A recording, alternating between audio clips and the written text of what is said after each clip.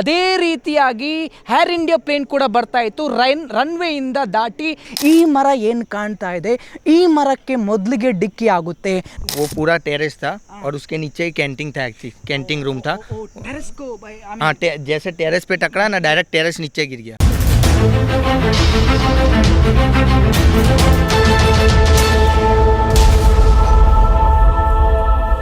ಸ್ವಾಗತ and welcome to our YouTube family Kudla Rampage. ನಾವಿವತ್ತು ಅಹಮದಾಬಾದ್ನ ವಿಮಾನ ದುರಂತ ಏನು ನಡೆದಿದೆ ಅದೇ ಪ್ರದೇಶದಲ್ಲಿ ಬಂದು ನಿಂತಿದ್ದೀವಿ. ನಿಮಗೆ ನೋಡಿದರೆ ಗೊತ್ತಾಗುತ್ತೆ ಯಾವ ರೀತಿಯಾಗಿ ಇದೆ ಇಲ್ಲಿಯ ವಾತಾವರಣ ಅಂತೇಳಿ. ಬ್ಯಾರಿಕೇಡನ್ನು ಕೂಡ ಹಾಕಿದ್ದಾರೆ, ಅದರ ಆಚೆಗೆ ಯಾರನ್ನೂ ಕೂಡ ಹೋಗೋಕ್ಕೆ ಬಿಡ್ತಾ ಇಲ್ಲ, ಮೀಡಿಯಾದವರಿಗೂ ಕೂಡ ಹೋಗೋಕ್ಕೆ ಬಿಡ್ತಾ ಇಲ್ಲ. ಯಾಕಂತ ಹೇಳಿದ್ರೆ ಒಂದಷ್ಟು ಇನ್ವೆಸ್ಟಿಗೇಷನ್ ಕೂಡ ನಡೆಯುತ್ತಾ ಇದೆ. ಎಷ್ಟು ದಿನಗಳ ಕಾಲ ಇನ್ವೆಸ್ಟಿಗೇಷನ್ ಇದೆ ಅನ್ನುವಂಥ ವಿಚಾರದಲ್ಲಿ ಗೊತ್ತಿಲ್ಲ. ಏನೆಲ್ಲ ಇದೆ ಸದ್ಯದ ಮಟ್ಟಿನ ಪರಿಸ್ಥಿತಿ ಅಹಮದಾಬಾದ್ನಲ್ಲಿ ಅನ್ನುವಂಥದ್ದನ್ನು ನಾನು ನಿಮಗೆ ವಿವರಿಸ್ತಾ ಹೋಗ್ತೀನಿ. ವರ್ಕರಿಗೆ ID ಕಾರ್ಡನ್ನು ಕೂಡ ಕೊಡೋದನ್ನು ನೀವು ನೋಡಿರ್ತೀರ ಅಂತ ಹೇಳಿದರೆ ಒಂದಷ್ಟು ID ಕಾರ್ಡನ್ನು ಕೊಡುವಂಥರ ಮುಖಾಂತರ ಇಲ್ಲಿಂದ ವರ್ಕರ್ಸ್ಗಳು ಒಳಗಡೆ ಹೋಗ್ತಾ ಇದ್ದಾರೆ. ಬೇರೆ ಯಾರನ್ನೂ ಕೂಡ ಒಳಗಡೆ ಎಂಟ್ರಿ ಕೊಡೋಕ್ಕೆ ಬಿಡ್ತಾ ಇಲ್ಲ. ಯಾಕಂತ ಹೇಳಿದ್ರೆ ಅಲ್ಲಿ ಇದ್ದಂತಹ ಯಾರೆಲ್ಲ ಫ್ಲೈಟಲ್ಲಿ ಇದ್ದರು ಅವರ ಒಂದಷ್ಟು ಚಿನ್ನ ಮತ್ತೊಂದು ಮಗದೊಂದು ಇದೆ, ಅದರದ್ದೆಲ್ಲ ಇನ್ವೆಸ್ಟಿಗೇಷನ್ ಆಗ್ತಾ ಇದೆ. ಸೊ ಆ ಸಮಯದಲ್ಲಿ ಯಾರನ್ನೂ ಕೂಡ ಒಳಗಡೆ ಬಿಡ್ತಾ ಇಲ್ಲ. ಈ ಗೇಟ್ನ ಹತ್ರ ಒಂದಷ್ಟು ಎಂಟ್ರಿ ಮಾಡಿಕೊಂಡು ಯಾರು ಎತ್ತ ಅನ್ನುವಂಥ ವಿಚಾರದಲ್ಲಿ ಒಳಗಡೆ ಬಿಡ್ತಾ ಇದ್ದಾರೆ ಇಲ್ಲಿರುವಂತಹ ವರ್ಕರ್ಸ್ಗಳನ್ನು ಅಂತ ಹೇಳಿದ್ರು ಕೂಡ ತಪ್ಪಾಗಲಿಕ್ಕಿಲ್ಲ. ಖಂಡಿತ ಒಂದು ಗೇಟ್ ಇದಾದರೆ ಮತ್ತೊಂದು ಗೇಟ್ ಆ ಕಡೆ ಕೂಡ ಇದೆ, ಅದನ್ನು ಕೂಡ ನಾನು ತೋರಿಸುವಂಥ ಪ್ರಯತ್ನವನ್ನು ಪಡ್ತೀನಿ. ಬನ್ನಿ ನೋಡ್ಬೋದು ಅಂತ ಹೇಳಿದರೆ ನನ್ನ ಮೇಲ್ಗಡೆನೇ ಫ್ಲೈಟ್ ಕೂಡ ಹೋಗ್ತಾ ಇದೆ. ಸೊ ಹಾಗಾಗಿ ಇದೇ ರೀತಿ ಆ ಫ್ಲೈಟ್ ಕೂಡ ಬರ್ತಾ ಇತ್ತು, ಎಮಿರೇಟ್ಸ್ನ ಫ್ಲೈಟ್ಸ್ ಕೂಡ ಹೋಗ್ತಾ ಇದೆ. ಸೊ ಇದೇ ರೀತಿ ಆ ಫ್ಲೈಟ್ ಕೂಡ ಬರ್ತಾ ಇದ್ದಂಥ ಸಮಯದಲ್ಲಿ ಅಲ್ಲಿ ಹೋಗಿ ಡಿಕ್ಕಿ ಆಗಿರುವಂಥ ಘಟನೆ. ಅದೇ BJ ಹಾಸ್ಟೆಲ್ನ ಎದುರುಗಡೆ ಬಂದು ನಾನು ನಿಂತಿದ್ದೀನಿ. ನಿಮಗೆ ಖಂಡಿತವಾಗ್ಲೂ ನೋಡಿದರೆ ಗೊತ್ತಾಗುತ್ತೆ ಯಾವ ರೀತಿ ಇದೆ, ಯಾವ ರೀತಿಯಾಗಿ ಸುಟ್ಟು ಕರಕಲಾಗಿದೆ ಅನ್ನುವಂಥ ವಿಚಾರ. ಇದರ ಒಳಗಡೆ ಟೋಟಲ್ 5 ಬಿಲ್ಡಿಂಗ್ ಇದೆ. ನಿಮಗೆ ನೋಡಿದರೆ ಗೊತ್ತಾಗುತ್ತೆ ಅಂತ ಹೇಳಿದರೆ 100 ಮೀಟರ್ನ ಅಂತರದಲ್ಲಿ ಒಂದಷ್ಟು ಬ್ಯಾರಿಕೇಡನ್ನು ಕೂಡ ಹಾಕಿದ್ದಾರೆ. ಯಾವುದೇ ಮೀಡಿಯಾ ಯಾರಿಗೂ ಕೂಡ ಒಳಗಡೆ ಎಂಟ್ರಿಯನ್ನು ಕೂಡ ಕೊಡ್ತಾ ಇಲ್ಲ ಅಂತ ಹೇಳಿದರೆ ಒಂದಷ್ಟು ಇನ್ವೆಸ್ಟಿಗೇಷನ್ ಕೂಡ ನಡೀತಾ ಇದೆ. ಯಾವ ರೀತಿಯಾಗಿ ಈ ದುರ್ಘಟನೆ ನಡೆಯಿತು ಅನ್ನುವಂಥ ವಿಚಾರದಲ್ಲಿ, ಯಾವ ರೀತಿಯಾಗಿ ಪೊಲೀಸರು ಇದ್ದಾರೆ, ಯಾವ ರೀತಿಯಾಗಿ ಇನ್ವೆಸ್ಟಿಗೇಷನ್ ಎಲ್ಲ ನಡೀತಾ ಇದೆ ಅನ್ನುವಂಥ ವಿಚಾರದಲ್ಲಿ ನಿಮಗೆ ಕ್ರೂ ನೋಡಿದರೆ ಖಂಡಿತವಾಗ್ಲೂ ಗೊತ್ತಾಗುತ್ತೆ. ನಿಮಗೆ ಕರೆಕ್ಟಾಗಿ ಅಬ್ಸರ್ವ್ ಮಾಡಿದರೆ ಗೊತ್ತಾಗುತ್ತೆ. ಇಲ್ಲಿ 5 ಬಿಲ್ಡಿಂಗ್ ಇದೆ. ಅದು ವಿಮಾನ ಬಂದು ಬಿದ್ದಿರುವಂಥ ಬಿಲ್ಡಿಂಗ್. ಈಗ ವಿಮಾನವನ್ನು ಕೂಡ ತೆಗೆದಿದ್ದಾರೆ. ನಂತರದಲ್ಲಿ 4-5 ಬಿಲ್ಡಿಂಗ್ ಇದೆ. ಅದರ ತೀವ್ರತೆ ಎಷ್ಟು ಇತ್ತು ಅನ್ನುವಂಥ ವಿಚಾರದಲ್ಲಿ ನಿಮಗೆ ಈ ಬಿಲ್ಡಿಂಗನ್ನು ನೋಡಿದರೆ ಗೊತ್ತಾಗುತ್ತೆ. ಕಂಪ್ಲೀಟಾಗಿ ಸುಟ್ಟು ಕರಕಲಾಗಿರುವಂಥ ಬಿಲ್ಡಿಂಗ್. 50 ಮೀಟರ್ನ ಹತ್ತಿರದಲ್ಲಿ ಒಂದು ಬಿಲ್ಡಿಂಗ್ ಇದೆ. ಸೊ ಅದು ಕೂಡ ಕಂಪ್ಲೀಟಾಗಿ ಸುಟ್ಟು ಕರಕಲಾಗಿರುವಂಥದ್ದು. ಮತ್ತು ಅದರ ಆಚೆಗೆ ಒಂದು ಬಿಲ್ಡಿಂಗ್ ಇದೆ, ಅದರ ಆಚೆಗೆ ಮತ್ತೊಂದು, ಅದು ಕಂಪ್ಲೀಟಾಗಿ ಆ ಫೋಟೋ ವಿಜುವಲ್ಸನ್ನು ಕೂಡ ನಾನು ಹಾಕ್ತೀನಿ. ಸೊ ಅದು ಯಾವ ರೀತಿ ಇದೆ ಅಂತ ಹೇಳಿದರೆ ಅದರಲ್ಲಿ ಏನೂ ಸಿಗೋಕೆ ಇಲ್ಲ, ಒಳಗಡೆ ಹೋಗಿ ಅಪ್ಪಳಿಸಿರುವಂಥದ್ದು ಈ ವಿಮಾನ ಅನ್ನುವಂಥ ವಿಚಾರದಲ್ಲಿ. ಅದರ ನೋಸ್ ಏನಿದೆ ಅದು ಒಂದು ಬಿಲ್ಡಿಂಗಲ್ಲಿದ್ದರೆ, ಟೇಲ್ ಏನಿದೆ ಅದು ಮತ್ತೊಂದು ಬಿಲ್ಡಿಂಗಲ್ಲಿ ಇತ್ತು ಅನ್ನುವಂಥ ವಿಚಾರದಲ್ಲಿ ಇಲ್ಲಿ ನೋಡಿದಂಥ ಪ್ರತ್ಯಕ್ಷ ಸಾಕ್ಷಿಗಳಿಗೂ ನಮಗೆ ಹೇಳುವಂಥ ವಿಚಾರ. ಸೊ ಹಾಗಾಗಿ ನಾವಿಲ್ಲಿ ಅಬ್ಸರ್ವ್ ಮಾಡಬೇಕು ಏನು ಅಂತ ಹೇಳಿದರೆ 1:38ರ ಸಮಯಕ್ಕೆ ಆ ವಿಮಾನ ಅಲ್ಲಿಂದ ಟೇಕ್ ಆಫ್ ಆಗಿರುವಂಥದ್ದು. ಸೊ ಹಾಗಾಗಿ ಆ ಟೇಕ್ ಆಫ್ ಆದಂಥ ಸಮಯದಲ್ಲಿ ಲಂಚ್ ಬ್ರೇಕ್ ಕೂಡ ಇತ್ತು. ಆ ಲಂಚ್ ಬ್ರೇಕ್ ಇದ್ದಂಥ ಸಮಯದಲ್ಲಿ ಒಂದಷ್ಟು ಜನ ಹಾಸ್ಟೆಲ್ಗೆ ಬಂದು ಊಟವನ್ನು ಕೂಡ ಮಾಡ್ತಾ ಇದ್ರು. ಆ ತಟ್ಟೆ ಮತ್ತೊಂದು ಮಗದೊಂದನ್ನು ಎಲ್ಲನೂ ಕೂಡ ನೋಡಿದರೆ ಗೊತ್ತಾಗುತ್ತೆ ಯಾವ ರೀತಿಯಾಗಿ ಇತ್ತು ಅನ್ನುವಂಥ ವಿಚಾರದಲ್ಲಿ. ಅಹಮದಾಬಾದ್ನಲ್ಲಿ ಏನಾಯಿತು ಅನ್ನುವಂಥ ಘಟನೆಯನ್ನು ತೋರಿಸ್ತಾ ಹೋಗ್ತೀನಿ. ಆ ಪ್ಲೇನ್ ಏನು ಬರ್ತಾ ಇದೆ ಅದೇ ರೀತಿ ಪ್ಲೇನ್ ಕೂಡ ಬರ್ತಾ ಇತ್ತು. ಅದೇ ರೀತಿಯಾಗಿ ಏರ್ ಇಂಡಿಯಾ ಪ್ಲೇನ್ ಕೂಡ ಬರ್ತಾ ಇತ್ತು. ರನ್ವೇಯಿಂದ ದಾಟಿ ಮೇಲ್ಗಡೆಯಿಂದ ಬರ್ತಾ ಇತ್ತು.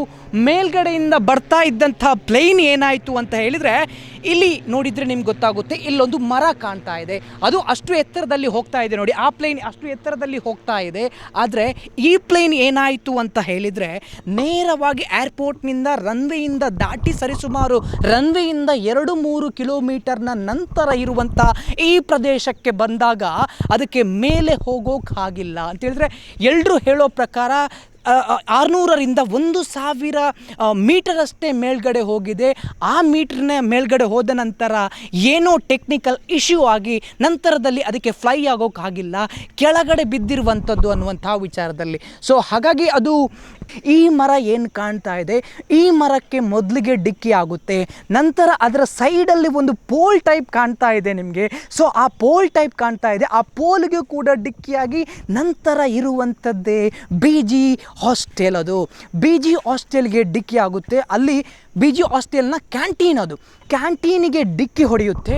ಡಿಕ್ಕಿ ಹೊಡೆದಾಗ ಎಕ್ಸಾಕ್ಟ್ ನಿಮಗೆ ನೋಡಬೇಕು ಅಂತ ಹೇಳಿದ್ರೆ ಯಾವ ರೀತಿ ಅಂತ ಹೇಳಿದ್ರೆ ಆ ಕ್ಯಾಂಟೀನಿಗೆ ಇದು ಎಕ್ಸಾಕ್ಟಾಗಿ ಏನು ಕಾಣ್ತಾ ಇದೆ, ಕ್ಯಾಂಟೀನ್ ಸಂಪೂರ್ಣವಾಗಿ ನಾಶವಾಗಿರುವಂಥದ್ದು. ಸೊ ಅದು ಕ್ಯಾಂಟೀನ್ನ ಮೇಲ್ಭಾಗ, ಅದು ಸಂಪೂರ್ಣವಾಗಿ ನಾಶವಾಗಿರುವಂಥದ್ದು. ಸೊ ಅಲ್ಲಿ ಹೋಗಿ ಡಿಕ್ಕಿಯಾಗಿ ಅದರ ಟೇಲ್, ಅದರ ಬಾಲ ಅಲ್ಲಿರುತ್ತೆ. ಮತ್ತು ಫ್ಯೂಲ್ ಟ್ಯಾಂಕ್ ಏನಿರುತ್ತೆ ಅದು ಆ ಒಂದು ಬ್ಲ್ಯಾಕ್ ಆಗಿರೋ ಕಪ್ಪಗಾಗಿರೋ ಬಿಲ್ಡಿಂಗ್ ಏನು ಕಾಣ್ತಾ ಇದೆ, ನಾನು ಆವಾಗಲೇ ಹೇಳಿದಾಗೆ 3-4 ಬಿಲ್ಡಿಂಗ್ ಇತ್ತು ಅಲ್ಲಿ ಅನ್ನುವಂಥ ವಿಚಾರದಲ್ಲಿ ಆ ಪ್ರದೇಶಕ್ಕೆ ಹೋಗಿ ಅಪ್ಪಳಿಸಿ ಸಂಪೂರ್ಣವಾಗಿ ಸುಟ್ಟು ಕರಕಲಾಗಿರುವಂಥ ಘಟನೆ. ಕ್ಯಾಂಟೀನಲ್ಲಿದ್ದಂಥ ಅನೇಕ ಯುವಕ ಯುವತಿಯರು ಮತ್ತು ಅಲ್ಲಿರುವಂತಹ ಸ್ಟೂಡೆಂಟ್ಗಳು ಕೂಡ ಒಂದಷ್ಟು 20-24 ಜನ ಕೂಡ ಅಲ್ಲಿ ಸತ್ತು ಹೋಗಿದ್ದಾರೆ. ಸೊ ಅದೇ ರೀತಿ ಒಂದಷ್ಟು ಜನ ಊಟವನ್ನು ಕೂಡ ಬಿಟ್ಟು ಓಡಿರುವಂಥ ವಿಚಾರ ಘಟನೆ ನಮಗೆ ಖಂಡಿತವಾಗ್ಲೂ ಗೊತ್ತೇ ಇದೆ. ಸೊ ಒಬ್ಬ ಅಲ್ಲಿ ಮೇಲೆ ಕೂತ್ಕೊಂಡು ಟೆರೆಸ್ನ ಮೇಲೆ ಕೂತ್ಕೊಂಡು ಒಂದು ವಿಡಿಯೋವನ್ನು ಮಾಡ್ತಾ ಇದ್ದಂತೆ. ಸಿಂಪಲ್ಲಾಗಿ ಯಾಕೆ ಈ ವಿಮಾನ ಇಷ್ಟು ತಗ್ಗಿನ ಮಟ್ಟದಲ್ಲಿ ಬರ್ತಾ ಇದೆ, ನಾನು ಎಲ್ಲೋ ಸಿನಿಮಾದಲ್ಲಿ ನೋಡಿದ್ನಲ್ವಾ ಅನ್ನುವಂಥ ವಿಚಾರದಲ್ಲಿ ವಿಡಿಯೋವನ್ನು ಮಾಡ್ತಾ ಇದ್ದ. ಅವನಿಗೆ ಗೊತ್ತೇ ಇಲ್ಲ. ತಕ್ಷಣ ಬಂದು ಅದು ಬ್ಲಾಸ್ಟ್ ಆಯಿತು, ಅಲ್ಲಿಗೆ ಬಡಿಯಿತು. ನಂತರದಲ್ಲಿ ಎಲ್ಲನೂ ಕೂಡ ಹೊತ್ತಿ ಹೋಯಿತು. ಅವನು ಕೂಡ ಮರಣವನ್ನು ಪಟ್ಟಿರುವಂಥದ್ದು. ಅದೇ ರೀತಿ ಮತ್ತೊಬ್ಬ ವ್ಯಕ್ತಿ ತುಂಬಾ ಬೇಸರ ಆಗುವಂಥ ವಿಚಾರ ಏನು ಅಂತೇಳಿದರೆ, ಮತ್ತೊಬ್ಬ ವ್ಯಕ್ತಿ ಕೂಡ ಅಷ್ಟೇ ತಾನು ಊಟವನ್ನು ಮುಗಿಸಿ ಪಾತ್ರೆಯನ್ನು ತೊಳಿಬೇಕು ಅನ್ನುವಂಥ ವಿಚಾರದಲ್ಲಿ ಬೇಷಿನ ಹತ್ರ ಬರ್ತಾನೆ. ಗೋಡೆಯ ಪಕ್ಕದಲ್ಲಿರುವಂಥ ಬೇಷಿನ ಹತ್ರ ಬರ್ತಾನೆ. ಬಂದಾಗ ಕೈ ತೊಳಿಬೇಕಾದ್ರೆ ಸಡನ್ನಾಗಿ ಬಂದು ಅಪ್ಪಳಿಸುತ್ತೆ. ಅವನು ಅಲ್ಲಿ ಸತ್ತು ಹೋಗ್ತಾನೆ. ಸೊ ನಂತರದಲ್ಲಿ ನಿಮಗೆ ಈ ಕಂಪ್ಲೀಟ್ ಏರಿಯಾವನ್ನು ನೋಡಿದಾಗ ಗೊತ್ತಾಗುತ್ತೆ. ಈ ಏರಿಯಾ ಆ ಬಿ ಜೆ ಹಾಸ್ಟೆಲ್ನ ಏರಿಯಾ. ಮತ್ತು ಅಲ್ಲಿ ಅದು ಕಪ್ಪಗಾಗಿರುವ ಪ್ರದೇಶ ಏನು ಅಂತೇಳಿದರೆ ಡಾಕ್ಟರ್ಸ್ ಕಾಲೋನಿ ಅಂಥೇಳಿ ಕರೀತಾರೆ. ಮತ್ತು ಇದು ಒಂದಷ್ಟು ಬಾಯ್ಸ್ ಹಾಸ್ಟೆಲ್, MBBS ಕಲಿತಾ ಇದ್ದಂತಹ ಬಾಯ್ಸ್ ಏನಿದ್ದಾರೆ ಅವರನ್ನ ಹಾಸ್ಟೆಲ್. ಇದು ಕಂಪ್ಲೀಟಾಗಿ ಒಂದು ಸರೌಂಡಿಂಗಲ್ಲಿ ಇರುವಂತಹ ಇದು ಬಿ ಜೆ ಹಾಸ್ಟೆಲ್. ಕಂಪ್ಲೀಟಾಗಿ ಸುತ್ತಮುತ್ತ ನೋಡಿದರೆ ಗೊತ್ತಾಗುತ್ತೆ ಬಿ ಜೆ ಹಾಸ್ಟೆಲ್. ಅದಕ್ಕಿಂತ ಮತ್ತೊಂದು ವಿಚಾರ ಏನು ಅಂತ ಹೇಳಬೇಕು ಅಂತ ಹೇಳಿದ್ರೆ, ಇಲ್ಲಿ ಒಂದಷ್ಟು ಕಂಪ್ಲೀಟ್ ಆಗಿರುವಂಥ ಮನೆ ಇದೆ. ಇದನ್ನು ನಿಮಗೆ ಗಮನಿಸಿದಾಗ ಗೊತ್ತಾಗುತ್ತೆ. ಯಾಕಂತ ಹೇಳಿದ್ರೆ ಇಲ್ಲಿ ಕೂಡ ಸಾವಿರಾರು ಜನ ಈ ಕಾಲೋನಿಯಲ್ಲಿ ವಾಸ ಮಾಡ್ತಾರೆ. ಅವರಿಗೆ ಈ ಕಾಲೋನಿಗೆ ಏನಾದರೂ ಬಿತ್ತು ಅಂತ ಹೇಳಿದ್ರೆ ಸರಿಸುಮಾರು 1,000ದಿಂದ 2,000 ಜನ ಕೂಡ ಮೃತಪಟ್ಟಿರಬಹುದು ಅನ್ನುವಂಥ ಇಲ್ಲಿಯ ಸ್ಥಳೀಯರು ಮಾತಾಡಿರುವಂಥ ವಿಚಾರ. ನಮ್ಮ ಜೊತೆಗೆ ಇಲ್ಲಿಯ ಪ್ರತ್ಯಕ್ಷದರ್ಶಿಯೊಬ್ಬರು ನೋಡಿದವರು ಇದ್ದಾರೆ. ಅವರನ್ನು ನಾನು ಮಾತಾಡಿಸ್ತಾ ಹೋಗ್ತೀನಿ. ಅವರು ಏನು ಹೇಳ್ತಾರೆ ಅಂತೇಳಿ ಕೇಳ್ಕೊಂಡು ಬರೋಣ. ಸರ್ ನಮಸ್ತೆ, आपका नाम क्या है? मेरा नाम आकाश पाटनी है. सर ये ब्लास्ट होने का समय आप इधर ही था क्या? हाँ, हम इधर ही थे. क्या देखा आपने? हम नीचे थे घर पे. वाइफ मेरी ऊपर ही थी टेरेस पे. पूरा प्लेन ऊपर से आया यहाँ होके डायरेक्टली फर्स्ट पेड़ से टकराने के बाद वो डायरेक्ट हॉस्टल पे गिरा, बॉयज़ कैंटीन पे. और गिरने के बाद एकदम बड़ा सा ब्लास्ट हुआ और बहुत सारा धुआं फैल गया था उसमें. हम गए अंदर हॉस्टल में रेस्क्यू के लिए, तो बहुत सारी डेड बॉडियाँ थी. ऐसा मालूम पड़ा कि प्लेन क्रैश हुआ. तो हम गए थे उसमें अंदर और देखा तो स्टूडेंट भी बहुत सारे बुरी तरह से घायल थे. बहुत सारा ब्लड बह रहा था. और वहाँ जो डॉक्टर्स क्वार्टर से वहाँ तो पूरा प्लेन का आगे का हिस्सा था, वहाँ पूरी सारी डेड बॉडियाँ थे.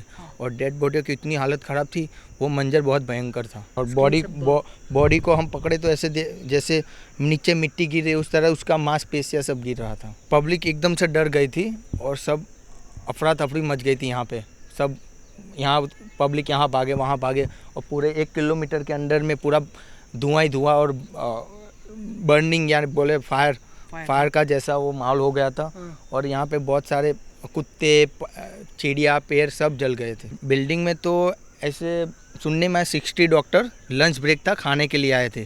स्टूडेंट भी बैठे थे और उनका खाने का प्लेट भी वैसे का वैसे ही था. उनको मौका भी नहीं मिला था वो खा पाए. और हमने जब जाके अंदर देखा तो पूरा खाना भी उनके प्लेट में वैसे के वैसे ही था. वो पूरा टेरेस था और उसके नीचे ही कैंटीन था, कैंटीन रूम था.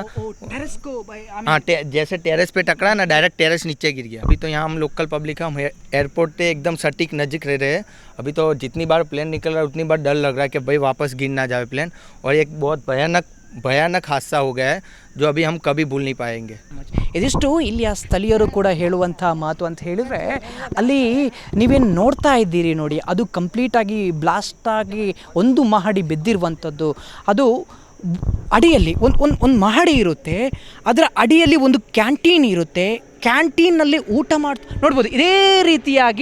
ಇದೇ ರೀತಿಯಾಗಿ ವಿಮಾನ ಹೋಗಿರುವಂಥದ್ದು ಓ ಅಲ್ಲಿ ಮರದ ಹತ್ತಿರ ಬರಬೇಕಾದ್ರೆ ಅದು ಎಷ್ಟು ಎತ್ತರದಲ್ಲಿ ಹೋಗ್ತಾ ಇದೆ ಅನ್ನುವಂಥ ವಿಚಾರದಲ್ಲಿ ನೋಡಿ, ಆ ವಿಮಾನ ಎಷ್ಟು ಎತ್ತರದಲ್ಲಿ ಹೋಗ್ತಾ ಇದೆ ಅನ್ನುವಂಥ ವಿಚಾರದಲ್ಲಿ ನೋಡಿ.